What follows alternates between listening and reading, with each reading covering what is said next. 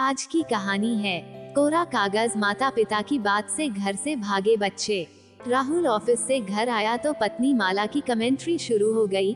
पता है, हमारे पड़ोसी शर्मा जी का टिंकू घर से भाग गया। भाग गया? कहाँ? राहुल चौंक कर बोला। पता नहीं, स्कूल की तो आजकल छुट्टी है। सुबह दोस्त के घर जाने की बात कह कर गया था, तब से घर नहीं आया। अरे, कहीं कोई अनहोनी तो नहीं हो गई? पुलिस में रिपोर्ट की या नहीं? राहुल डर से कांप उठा। हाँ, पुलिस में रिपोर्ट तो कर दी, पर 13-14 साल का नादान बच्चा न जाने कहाँ घूम रहा होगा। कहीं गलत हाथों में न पड़ जाए। नाराज होकर गया है। कल रात उसको बहुत डांट पड़ी थी पढ़ाई के कारण। उसकी माँ तो बहुत रो रही हैं। आप चाय पी लो, मैं जाती हूँ, उनके पास बैठती हूँ। पड़ोस की बात है, चाय पी कर आप भी आ जाना, कहकर माला चली गई। राहुल जड़वत अपनी जगह पर बैठा का बैठा ही रह गया।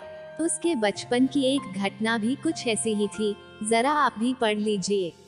वर्षों पहले उस दिन बस से उतरकर राहुल नीचे खड़ा हो गया था। अब कहाँ जाऊं? वह सोचने लगा। पिता की डांट से दुखी होकर मैंने घर तो छोड़ दिया। आगरा से दिल्ली भी पहुंच गया, लेकिन अब कहाँ जाऊं? घर तो किसी हालत में नहीं जाऊंगा।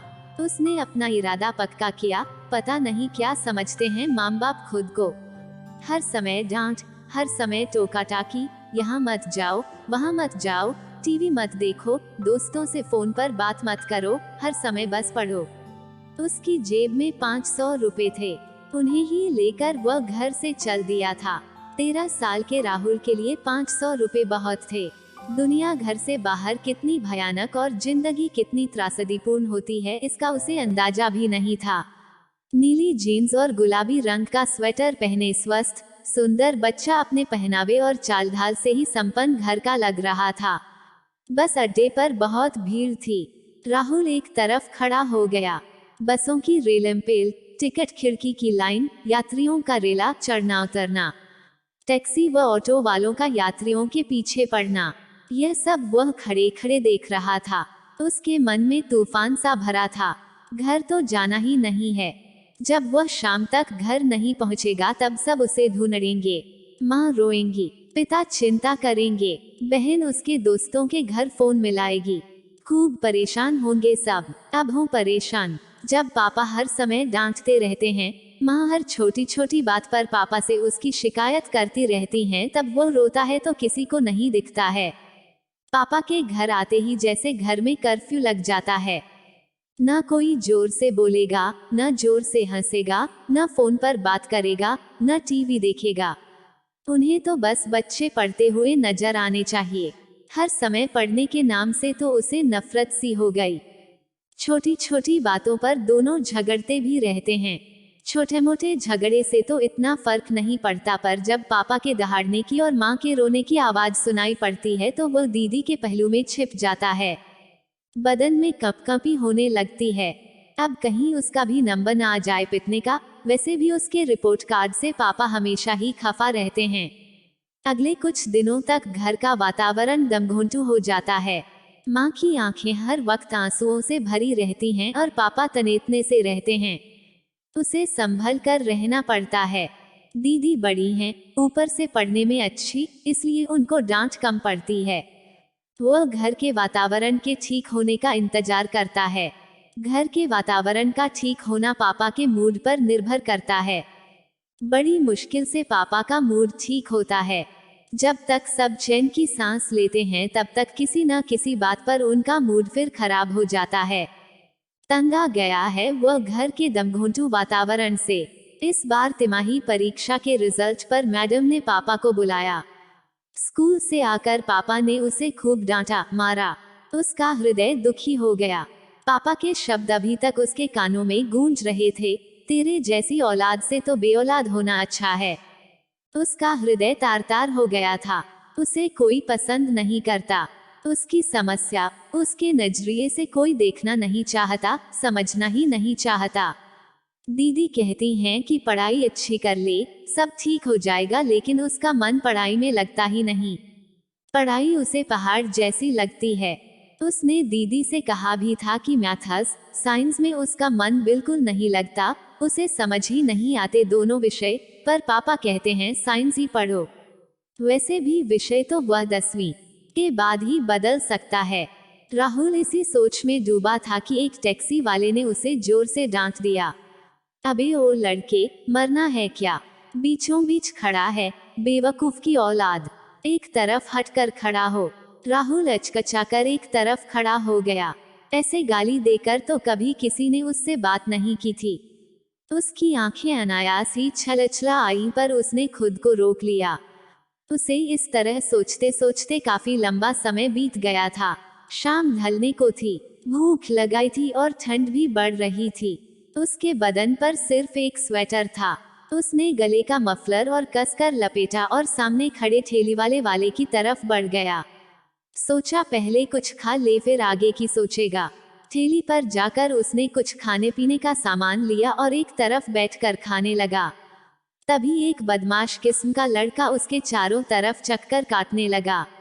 वह बार बार उसकी बगल में आकर खड़ा हो जाता। आखिर राहुल से न रहा गया। वह बोला, क्या बात है, आप इस तरह मेरे चारों तरफ क्यों घूम रहे हैं? साला, अकड़ किसे दिखा रहा है? तेरे बाप की सड़क है क्या? लड़का अपने पीले दांतों को पीसते हुए बोला। राहुल उसके बोलने के अंदाज से डर गया। मैं तो सिर्फ पूछ रहा था, कहकर वो वहां से हटकर थोड़ा अलग जाकर खड़ा हो गया। लड़का थोड़ी देर बाद फिर उसके पास आकर खड़ा हो गया। कहाँ से आया है बे? अकेला है क्या? वह आंखें नचाता हुआ राहुल से पूछने लगा। राहुल ने कोई जवाब नहीं दिया। अबे बोलता क्यों नहीं? कहाँ से आया है? अकेला है क्या? आगरा से, किसी तरह राहुल बोला। अकेला है क्या? राहुल फिर चुप हो गया। अबे लगाऊं एक, साला, बोलता क्यों नहीं? हाँ, राहुल ने धीरे से कहा। अच्छा, घर से भाग कर आया है? उस लड़के के हौसले थोड़े और बुलंद हो गए। तभी वहां उसी की तरह के उससे कुछ बड़े 3 लड़के और आ गए। राजेश, यह कौन है? उन लड़कों में से एक बोला। घर से भागकर आया है। अच्छे घर का लगता है, अपने मतलब का लगता है। उस्ताद खुश हो जाएगा, उसने पूछने वाले के कान में फुसफुसाया। क्यों भागा बे घर से? बाप की डांट खाकर। दूसरे लड़के ने राहुल से पूछा। हाँ, राहुल उन चारों को देखकर डर के मारे कांप रहा था। माँ बाप साले ऐसे ही होते हैं, बिना बात डांटते रहते हैं। मैं भी घर से भाग गया था। माँ के सिर पर थाली मारकर वो उसके गाल सहलाकर उसको पुचकारता हुआ बोला, ठीक किया तूने, चल हमारे साथ चल।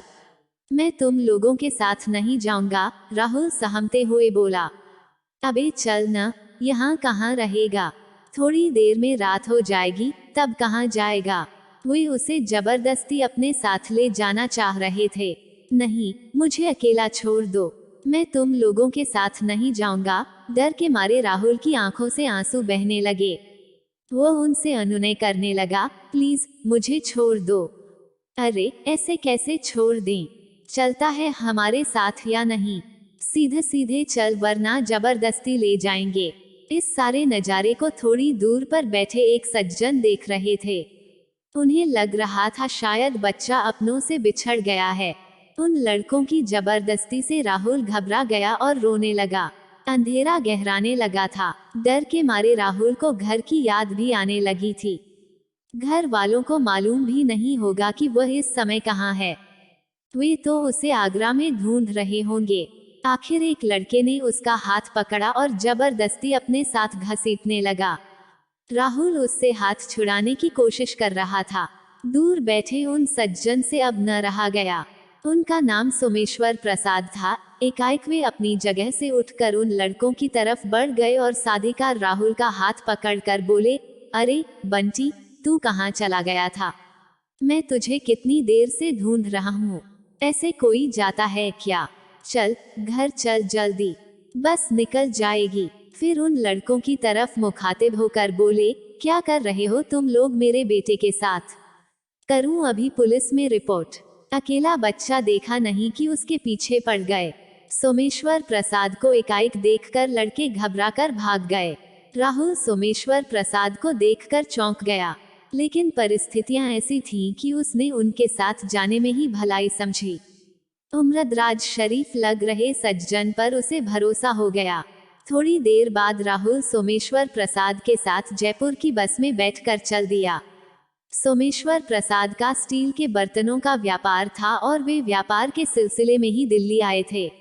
सोमेश्वर प्रसाद ने उसके बारे में जो कुछ पूछा, उसने सभी बातों का जवाब चुप्पी से ही दिया। हारकर सोमेश्वर जी चुप हो गए और उन्होंने उसे अपने घर ले जाने का निर्णय ले लिया।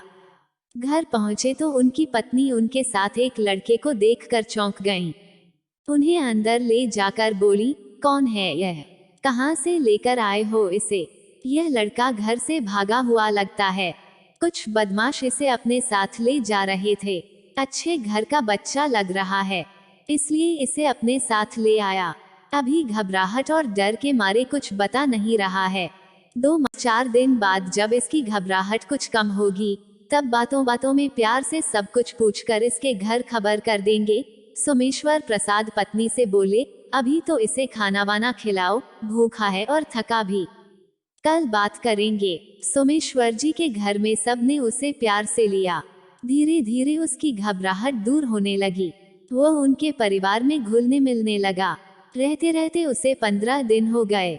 राहुल को अब घर की याद सताने लगी। वो अन्ना सा रहने लगा। मम्मी पापा की, स्कूल की, संगी साथियों की याद सताने लगी।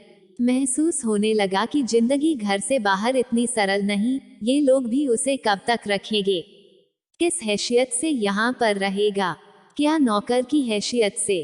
13-14 साल का लड़का इतना छोटा भी नहीं था कि अपनी स्थिति को नहीं समझता। और एक दिन उसने सोमेश्वर प्रसाद को अपने बारे में सब कुछ बता दिया। उससे फोन नंबर लेकर सोमेश्वर जी ने उसके घर फोन किया, जहां बेसब्री से सब उसको ढूंढ रहे थे। एकाएक मिली इस खबर पर घर वालों को विश्वास ही नहीं हुआ। जब सोमेश्वर जी ने फोन पर उनकी बात राहुल से कराई तो वह फूट फूट कर रो पड़ा। मुझे माफ कर दो पापा, मैं आज से ऐसा कभी नहीं करूंगा, मन लगा कर पढ़ूंगा।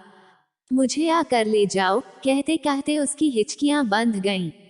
उसकी आवाज सुनकर पापा का कंठ भी अवरुद्ध हो गया। राहुल के घर से भागने के मामले में वे कहीं न कहीं खुद को जिम्मेदार समझ रहे थे। उनकी अत्यधिक सख्ती ने उनके बेटे को अपने ही घर में पराया कर दिया था। उसे अपना ही घर बेगाना लगने लगा। हर बच्चे का स्वभाव अलग होता है। राहुल की बहन उसी माहौल में रह रही थी, लेकिन वो उस घुटन भरे माहौल में नहीं रह पा रहा था। फिर यूं भी लड़कों का स्वभाव अधिक आक्रामक होता है। जब बेटे को खोने का एहसास हुआ तो अपनी गलतियां महसूस होने लगी। सभी बच्चों का दिमागी स्तर और सोचने समझने का तरीका अलग होता है। अपने बच्चों के स्वभाव को समझना चाहिए। किसके लिए कैसे व्यवहार की जरूरत है, यह माता पिता से अधिक कोई नहीं समझ सकता। किशोरावस्था में बच्चे माता पिता को नहीं समझ सकते, इसलिए माता पिता को ही बच्चों को समझने की कोशिश करनी चाहिए। खैर, उनके बेटे के साथ कोई अनहोनी होने से बच गई। अब वे बच्चों पर ध्यान देंगे। अब थोड़े समय उनके बच्चों को उनके प्यार, मार्गदर्शन व सहयोग की जरूरत है। हिटलर पिता की जगह एक दोस्त पिता कहलाने की जरूरत है, जिनसे वे अपनी परेशानियां शेयर कर सकें। मन ही मन ऐसे कई प्रण करके राहुल के मम्मी पापा राहुल को लेने पहुंच गए। राहुल मम्मी पापा से मिलकर फूट फूट कर रोया। उसे भी महसूस हो गया कि वास्तविक जिंदगी कोई फिल्मी कहानी नहीं है। अपने माता पिता से ज्यादा अपना और बड़ा हितैषी इस संसार में कोई नहीं। उन्हें ही अपना समझना चाहिए तो सारा संसार अपना लगता है, और उन्हें बेगाना समझकर सारा संसार पराया हो जाता है। ये 15 दिन राहुल और राहुल के माता पिता के लिए एक पाठशाला की तरह साबित हुए। दोनों ने ही जिंदगी को एक नए नजरिए से देखना सीखा। राहुल अभी सोच में ही डूबा था कि तभी दुखी सी सूरत लिए माला बदहवास से आई। वो अतीत से वर्तमान में लौट आया। सुनो, जल्दी चलो जरा, बड़ी अनहोनी घट गई। टिंकू की लाश हाईवे पर सड़क किनारे झाड़ियों में पड़ी मिली है। पता नहीं क्या हुआ उसके साथ। क्या सुनकर राहुल बुरी तरह से सिहर गया। अरे, यह क्या हो गया? बहुत बुरा हुआ। माता पिता तो बुरी तरह बिलख रहे हैं। संभाले नहीं संभल रहे, इकलौता बेटा था, कैसे संभलेंगे इतने भयंकर दुख से। बोलते बोलते माला का गला भर आया। चलो, राहुल माला के साथ तुरंत चल दिया। चलते समय राहुल सोच रहा था कि टिंकू उसके जैसा भाग्यशाली नहीं निकला। उसे कोई सोमेश्वर प्रसाद नहीं मिला। हजारों टिंकुओं में से शायद ही किसी एक को कोई सोमेश्वर प्रसाद जैसा सज्जन व्यक्ति मिलता है। बच्चे सोचते हैं कि शायद घर से बाहर जिंदगी फिल्मी स्टाइल की होगी। घर से भागकर वे जाने अनजाने माता पिता को दुख पहुंचाना चाहते हैं, उन पर अपना आक्रोश जाहिर करना चाहते हैं। पर माता पिता की छत्र छाया से बाहर जिंदगी 3 घंटे की फिल्म नहीं होती, बल्कि बहुत भयानक होती है। बच्चों को इस बात का अनुभव नहीं होता। उन्हें समझने और संभालने के लिए माता पिता को कुछ साल बहुत सहन शक्ति से काम लेना चाहिए। बच्चों का हृदय कोरे कागज जैसा होता है, जिस पर जिस तरह की इबारत लिख गई, जिंदगी की धारा उधर ही मुड़ गई, वही उनका जीवन व भविष्य बन जाता है। उस दिन अगर उसे सोमेश्वर प्रसाद नहीं मिलते तो पता नहीं उसका भी क्या हश्र होता। सोचते सोचते राहुल माला के साथ तेजी से कदम बढ़ाने लगा। और कहानियां पढ़ने व सुनने के लिए सब्सक्राइब करें हिंदी स्टोरी बुक।